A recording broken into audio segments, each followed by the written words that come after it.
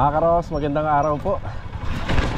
Yan, magandang araw. Kamusta po tayo lahat? Ito, welcome back po muli dito sa aming channel. Araw po ng Sabado ngayon, bali payday. Payroll po tayo para sa ating mga manggagawa. Araw ng Sabado, April 12. So ito, another day and another house improvement. So ito mga karos, mag-update lang po tayo sa mga project natin dito sa Lumina Homes at sa Riego de Dios. Iikot po tayo. Pagkatapos po ay magpipayroll na po tayo. So time check, mag-alas 2 na po ng hapon. So late na yung vlog natin ngayon dahil kanina nasa nasa Anyana. Yung naging project po namin doon. So naglinis lang po kami ng konti, nag-retouch at may mga ikinabit lang po ng konti dahil sila client ay paparating na. Para yung unit naman po nila, dadat na nila ng malinis. Walang alikabok. Okay mga karawas, nandito tayo sa phase 1 muna. After ko rito, punta tayo ng phase 3, punta tayo ng phase 6, then sa Riego de Dios project tayo. Kaya samahan niyo po muli kami ngayong araw ng Sabado and enjoy watching po. Let's go! Tara! Ito yung project na malapit na natin ma-turn over. So konting retouching na lang at may konting aayusin. So pwede na po natin i-turn over kay client. Magandang araw kay Kuya Dindo. Magandang araw. Unti na lang pala to kay Master Jojo. Magandang araw. Magandang araw. Yun So tile grout na Kuya? Tile grout. Application, tile grout. CCTV camera. Yan, meron na pala rito. Tsaka na nakaraang araw yan nandito.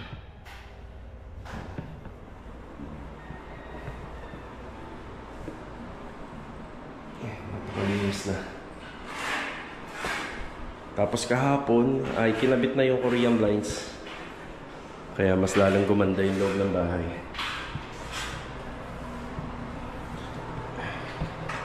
Ay, meron na lang konting gagawin dito. Yung butas nito, papalakihan pa po namin ng konti. Yan, yung butas na to, dyan isusuksok yung ating flexible para sa gas tank. Ayan, lahat naman gumagana. Dilinisin na lang. Tapos ipapahasak natin ito. Ayan, puntahin natin si Louie dito para mas lalo mukhang maganda tingnan po. Siya, papakabit na lang natin kila Master Patang silicone sealant. Halos okay na. Yan, bali rito nag-a-apply sila ng tile grout. Pero nililinis muna yung mga tiles sa floor area. Yan, tatawagin ko si Louie dun sa phase 3 para mapaumpisa na po natin yan. Meron akong rito. Meron akong konting suggestion kay client sa ilaw. Baka ilipat po namin yan. Baka ilagay po namin dito. Kasi yung setup ng bahay na to, yung refrigerator nandito. Pag nilagay yung ref dito, bali yung dining table nila baka nakadikit na dito. So papalipat na lang po natin dito banda. Kasi yan, may hirapan na po sila rito. Hindi naman pwede ho kasi yung refrigerator dito sa tabi po nung lutuan. Hindi naman pwede rito, mabablock na. Pwede doon, kaso nga lang malayo. So papalipat na lang po natin dito banda. Pero ang usapan po kasi talaga namin dyan, kaya dyan namin kinabit. Pero sa nakikita ko, hindi naman po kasi pamilya yung titira rito. Halos mag-partner lang po. Mas maigi para magamit po nila yung space. Yan, dito na lang po natin nilalagay yung ilaw. Diyan na lang po banda sa gitna. Para yung lamesa, pag naglagay sila, nakadikit dyan. 4-seaters, kasya pa. Tapos maluwag pa kahit nandun yung refrigerator sa dulo. Yan. Okay na tayo rito. Sa kabila tayo. Sakto, palis tayo, nandito yung internet. Yan, nabigyan naman po natin ng instruction sila, dyan. Sila Master Jojo. May mag-assist sa inyo dyan, Kuya. Sa loob. Ayan, kakaroon na ng internet si client. Okay, let's go. Tara. Nandito tayo sa phase 3. Grabe mga karaw, sobrang init. Napakainit. Ano pa't summer ngayon, talaga mainit. Ito kubera natin yung upuan. Ang hirap umupo kapag mainit. Nandito si Kuya Rigor.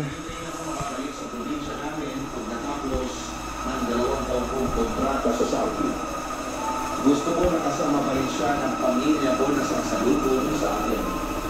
At kahit dito muna tayo sa kabila. Mamaya na tayo magbibigay ng update dun. Ayan na.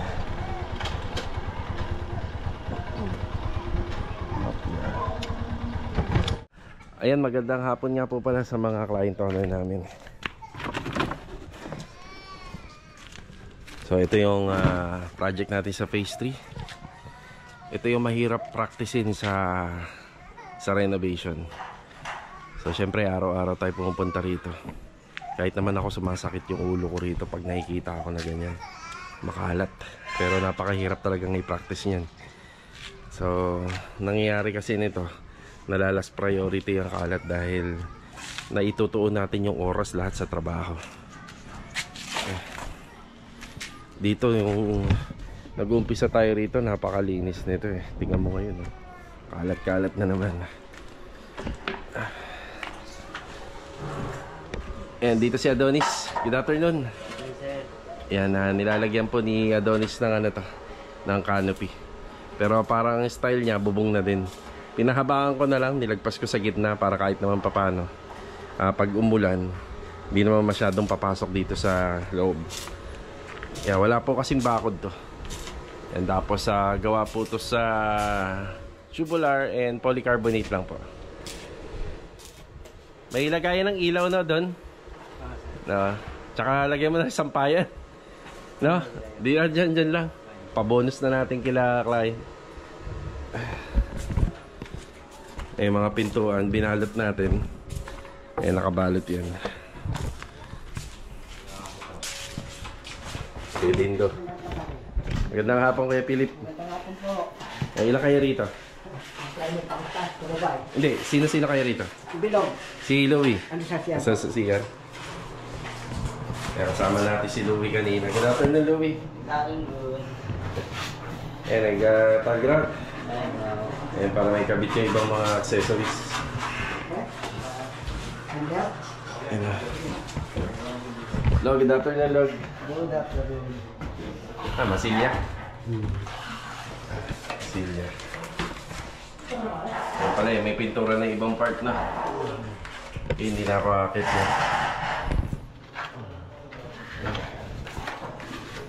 Kasi ito pinapatapos na natin ito para madami ito sa ano, mga minamasilyahan. Ayan. Risers ng ating stairs, yung cover. Uy! After mo dyan, lipat ka pala sa phase 1. Phase 1? Oh, hasain mo yung tiles doon sa lababo. Tsaka dadagdagan yung butas, man. Maliit, hindi kasya yung hose ng tangke. Sige. Kaya mo pati, toxic eh. Masak pa yung iba eh. Pinitabitan namin kapot. Cove ceiling. Cove ceiling.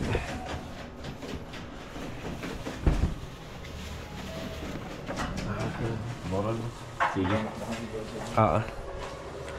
Wala pa palang butas na.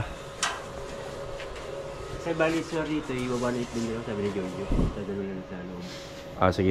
Muna sa polycarbonate. Oo. Hindi, dapat yan. Doon na sa labas yan. Oo. Tapos, pabalikin na lang papunta rito. Oo. Hindi, wag na dyan. Wag na sa butas. Kasi pag-aari niya naman yung lupa na yan. Okay lang. Ano na lang, gaganon doon, oh. Oo. Pero 1.8 din ha, wag elbow. Puro 1.8 din. Apat na. Oo. Apat na 1.8 din. Yan na.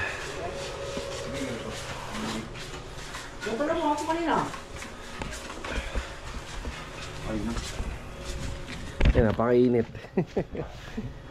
So, okay na tayo rito. Ito muna yung update. So, kasama sa contract namin na pinalalagyan po natin ng canopy or bubong doon. Si Kuya Rigor, pag natapos siya dun sa project natin dito sa kabila, Dito naman siya. Ayan, mga preparasyon nitong ating mga cabinet. May cabinet din sa taas. Bali, all white. Kaya doon, okay na. Okay. Ayan.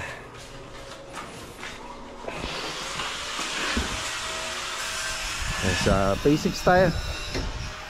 Tara, dito na tayo sa phase 6. Yung isang project natin na Athena, yung unang ginawa natin dito taon 2025, dun banda sa may Block 1. Baka Martes, malipatan na ni Louie, kundi Lunes or Martes. So si Louie po kasi yung tile setter natin sa TNB.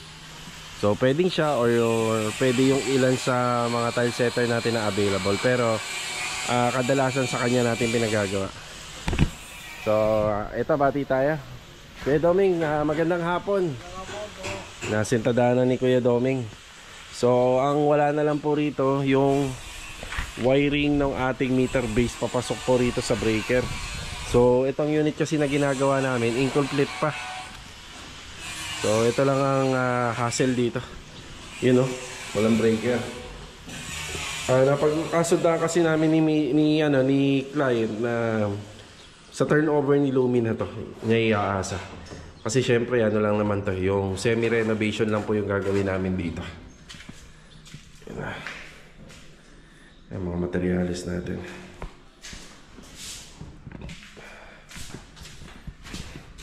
Yung sa plumbing, mga pinagawa natin kay Adonis. Yan, wala pa yung sa water line. Hindi niya pa naikakasa. Kuya Boy, magandang hapon po Kuya Boy. Yan. So ito lalagyan pa pababa. Ito yung inaasikaso natin dito, yung sa biga. Kaya ba, alam mo na to baka malaki yung magawa mo. Oo, sige. Yan. Nagre-reduce kasi kami ng size dito sa pinaka magiging runner namin. Tapos yung cross beam sa taas.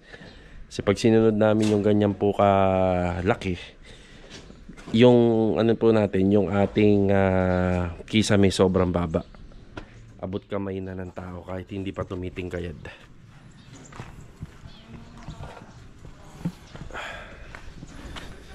Dito medyo marami-rami na yung papalitadahan dito. Kaya nagbaklas na sila ng forma. Kuya Richard, magandang hapon Kuya Richard. Yun, makakaikot na. Yes, kay Sandy, magandang hapon. Today is Saturday, payday. Ayan po yung gawa natin.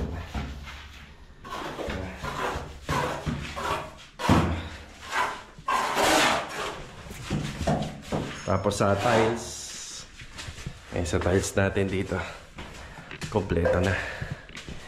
Malinis na. So pwede na po natin ito pa-installan ng kisame. Ang dating gawin, pinatanggal na namin tong handrail.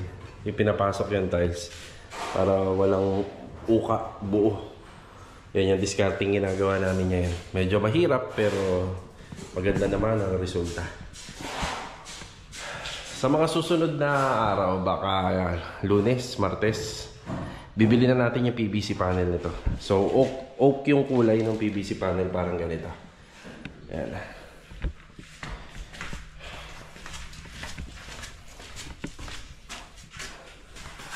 Yan, plastering. Sobrang init kuya. Oo.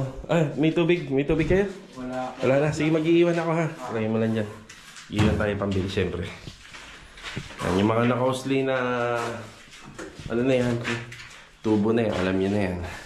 Para yan sa rain shoot at saka exhaust fan. So nandito yung kanyang lutuan. Nandito yung lutuan sa dulo. Yan, tapos kitchen sink and refrigerator. Tapos ito yung sa dining space. Yan, dining area.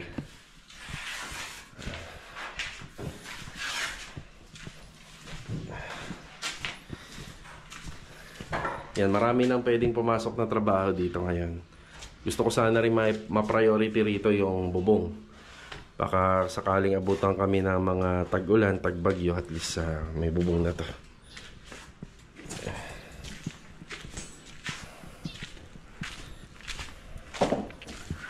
Okay, ito lang po muna yung update natin. Then mag-iwan muna tayong pambili ng tubig. Malakas tayo sa tubig ngayon dahil sobrang init ng panahon. Saktong-sakto, yung mga binaklas dito sa kabila na Coco Lumbers, yan, magagamit na natin dito. Yan. Dito sa papasok sa Campriego, marami nagtitinda ng palamig. Yan lang, kolong-kolong kasi yung dala natin eh. Napakasarap puminto doon para uminom ng palamig. Dahil grabe na talaga ang init. Itong buwan ng Abril at saka Mayo, ito yung mga buwan na mas maganda na nagpapa-maintenance na po kayo ng bubong. Papacheck tayo ng mga bubong, papaakyat tayo para ma-inspect kung okay pa or may dapat pinturahan or may dapat tapalan. At syempre dapat yung mga area na kung saan inside gutter, lalo-lalo na mga inside gutter, dapat pinapa-inspect po natin. Baka mamaya barado na, puno na ng dahon. Maganda rin na pinaghahandaan ng maaga. So ayun, paalala lang sa mga nanonood dito sa aming channel, sa mga dati namin na servisyohan ng renovation, mas maigi nagpapacheck tayo ng bubong tuwing summer.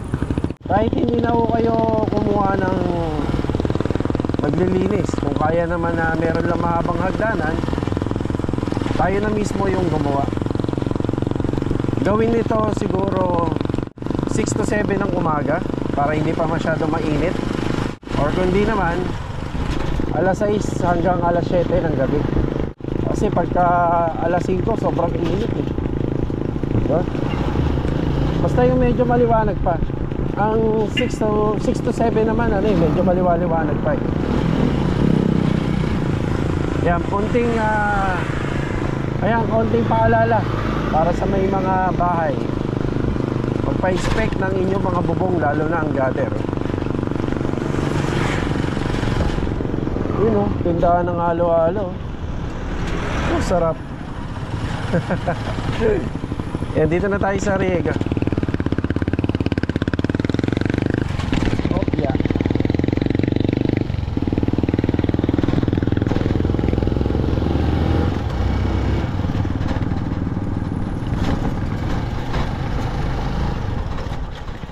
Dito na tayo. Grabe ang tindi rin ng init dito. Ayan, nagbasa sila. Ayan, sila Rusty. Ayan, nag-asintada na tayo rito dahil meron naman tayong hollow blocks. Magandang hapon, Rusty. Ano yung mga dumating na materyales? Buhangin, graba, pinolik board at saka Coco Lumber. Tama? Ayan na. Ano pa, kuya? 6 na pinolik board. Yan, 6 na pinolik board. Ayun. Yun yung mga dumating ngayong araw. Ngayon araw pala, kahapon to. Yan, kahapon pala to. Oo nga pala, pinay-schedule natin. Kahapon tinawag natin. Tapos mismo nung hapon na i-deliver nila. Bali ngayon, wala tayong delivery ngayon. Yan, paporma na po sila rito. Ang pinapormahan nila para dun sa runner. Ayan, runner. Iba yung forma natin dito. Ayan. Grabe, tindi na. Nalagyan na ng pag-runneran. Oo. Ito lang naman sa patagal sa runner. Oo. Pag-natapon mo, tapos. Kuya, lamig dito. Hindi, sir. Oh, lamig, no? Halos hindi kayanin ng katawan. Oo, grabe. Grabe naman. Napakalamig. Kapag ang balat mo sobrang tagal na nakatutok sa araw, parang ang lamig na sa pakiramdam. Pinapawisan, may yelo sa loob ng katawan eh. Saya runner. Yung forma na yan sa runner pa lang. Yeah.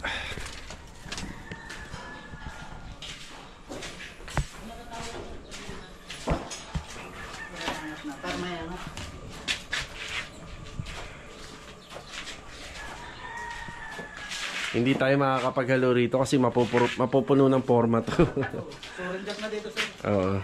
Basta yan. Ayun nga. Maluwag naman doon, no? Ayun nga, maluwag na dun sa sabi.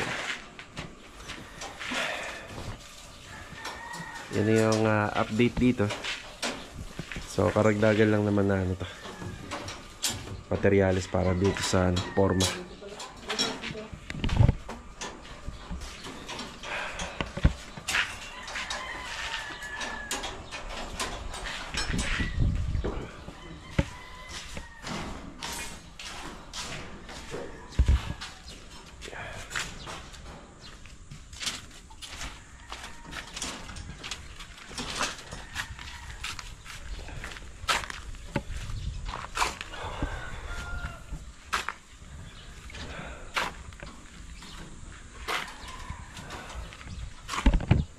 Kung wala lang Holy Week, kasi yung Holy Week ano yun tama ako 17, 18, tapos madidikit pa yun sa madidikit pa yun sa Sabado, Linggo. Itong katapusan ng April siguro mabubuhusan namin yan, pero may Holy Week kasi kaya medyo alanganin. So ito na nga po pala yung poste natin, isa, dalawa, tapos doon pangatlo. So pagdating po kasi dito medyo paano na po kasi paslant na yung ating kalsada. So dadagdagan na lang po natin yan. Kaya medyo mataas. Yan. Yan, ilan sa mga mason natin dun sa project sa phase 6. Yan, lilipat sila rito. Pagka halos okay na, halos matatapos na tayo.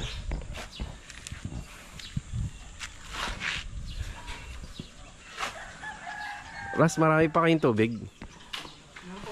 Meron pa, no? Meron pa? Okay.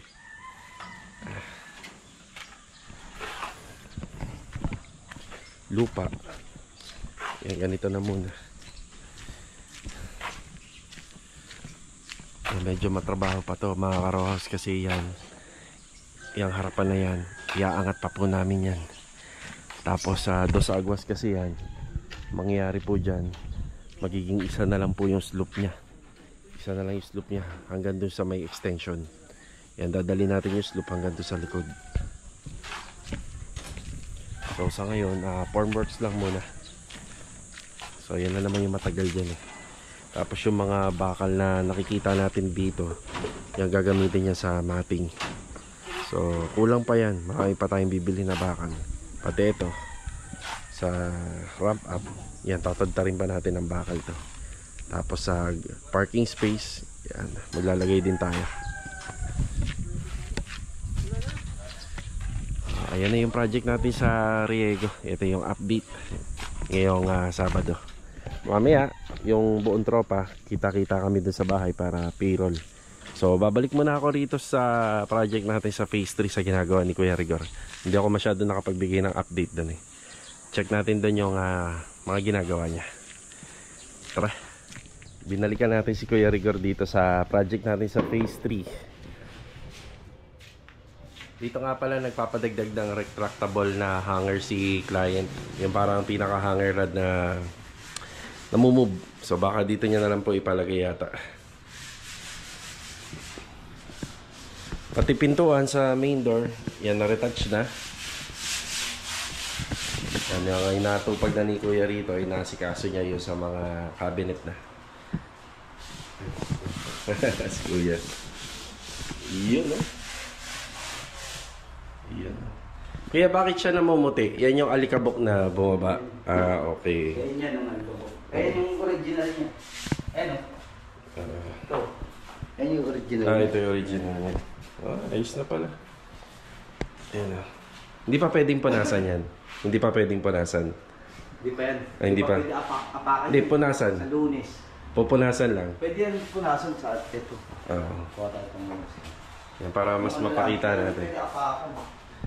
Tapos yung sa pintuan natin sa TNB, ayan na. Yan na, final na po yan. Final retouching na. Ayan na.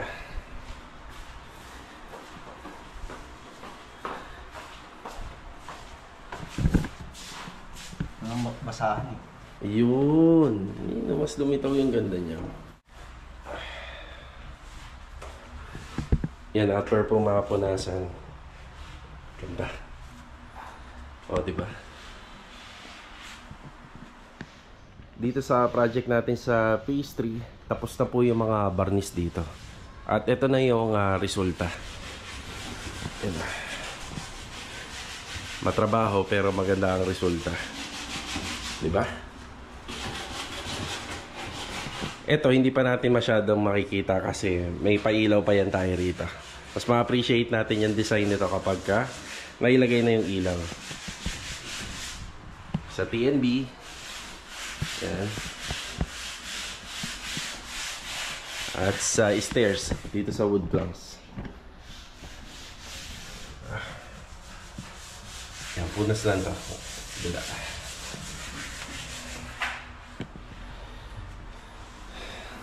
Okay na, Kuya Rigor. Salamat po. Balikan natin sa phase 1. Tara, maaga pa naman. Saglitan natin to rito sa phase 1, yung project natin. Yan, pati yung tiles, turn over natin na malinis yan. Napahira na ni Kuya Dindo ng wipe out yung mga bakal natin dito, tubular. Yan.